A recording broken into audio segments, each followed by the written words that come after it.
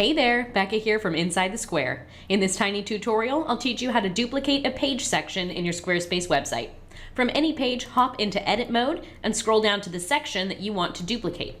Right next to the page section settings here, we have this option to duplicate the section. That's right, clicking this button right here that pops up when I hover over the page section. This is part of our page section settings options. Click that right there and it will duplicate the section and all of the content that's on it. You can use these arrows next to it to reorder them, and of course, hop into your page section settings to change things like the background or the colors if you want to apply a different color theme. You can still edit these sections just like any other page section by clicking a plus sign to add a different content block or dragging and dropping content to reorder it within the section itself. For more tiny tutorials like this one, visit InsideTheSquare.co.